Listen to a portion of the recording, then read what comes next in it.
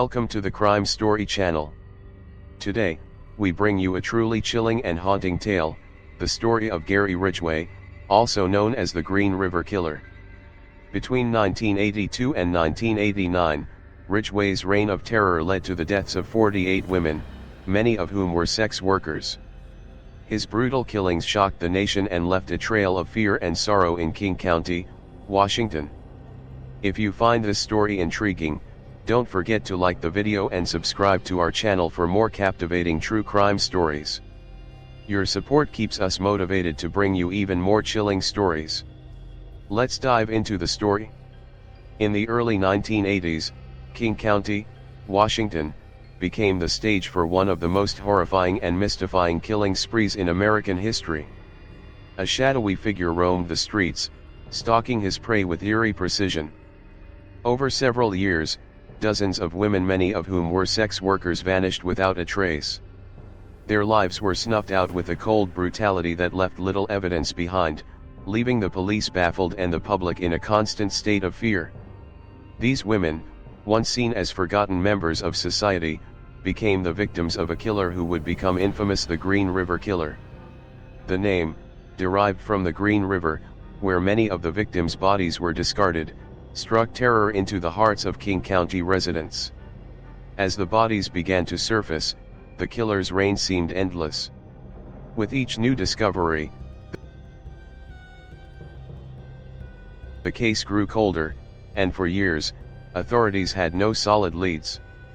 The killer seemed to always stay one step ahead, hiding in the shadows and taunting investigators.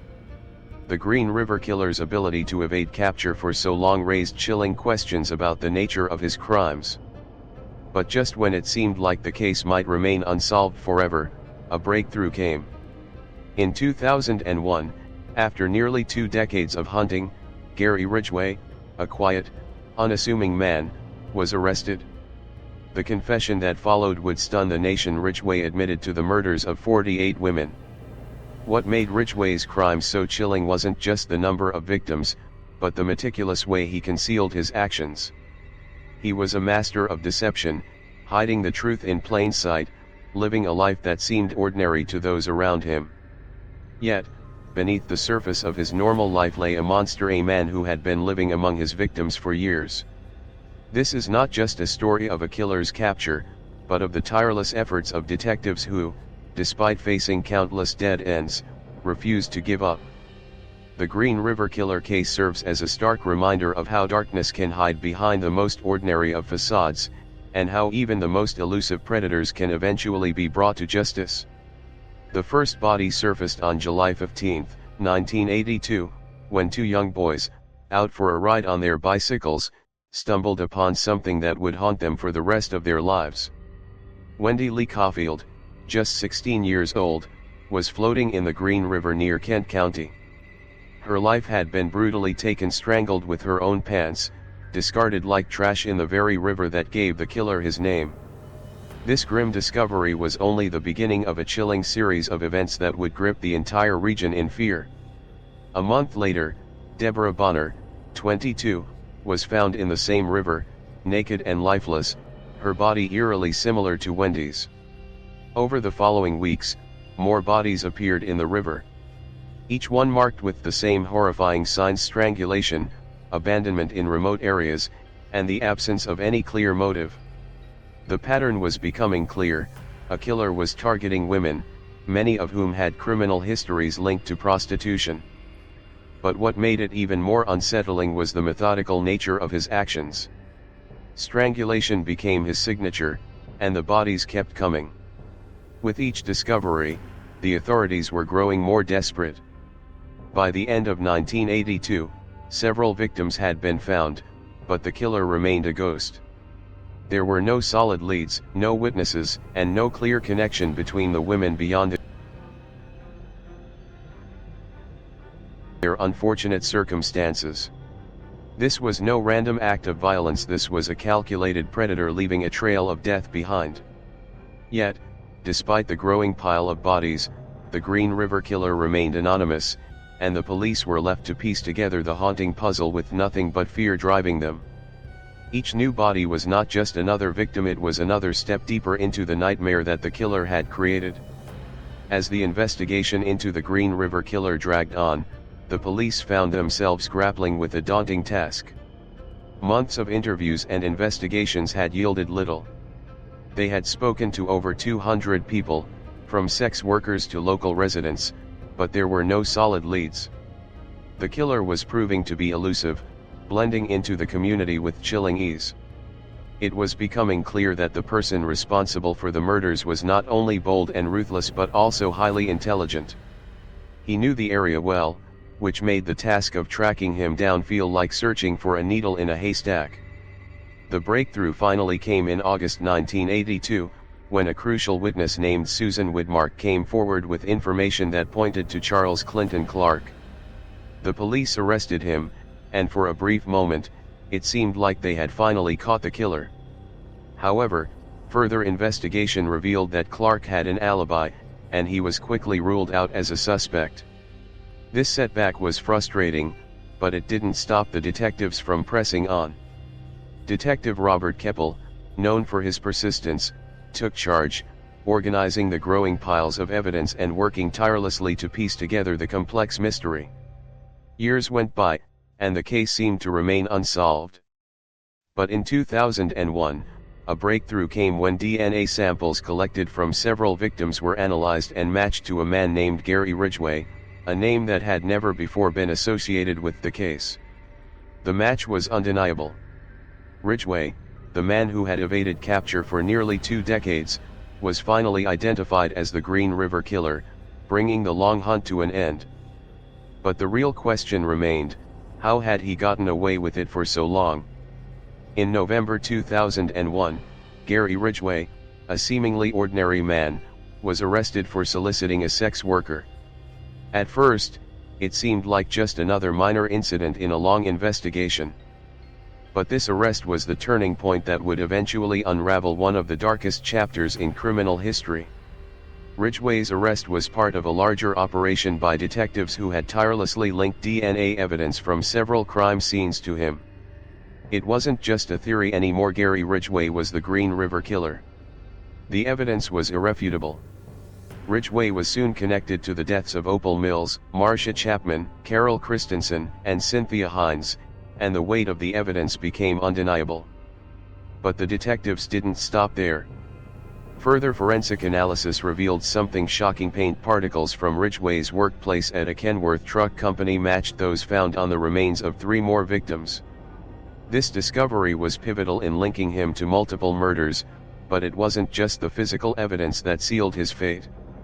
Ridgway's confession, granted as part of a plea deal, shed even more light on the horrors he had committed. In 2003, Ridgway admitted to killing women from 1982 to 1985. But this was just the beginning. The confession revealed chilling details, with Ridgway describing how he lured his victims, strangled them, and disposed of their bodies in remote areas. The full extent of his reign of terror was finally laid bare. This confession wasn't just the end of the investigation, it was the beginning of understanding the full magnitude of his crimes, and just how deeply he had hidden in plain sight for so long. Gary Ridgway's methods were chillingly methodical. He was a predator who knew exactly how to manipulate his victims. His approach was subtle but highly effective. Ridgway would lure women with promises of higher payment, offering more than the usual rate for their services. Once he had them in his truck, he would use his charm to put them at ease, often offering them beer and suggesting they use the restroom to ensure no trace of evidence would be left. It was a carefully orchestrated routine to gain their trust before carrying out his horrific crimes. When it was time to kill, Ridgway didn't hesitate.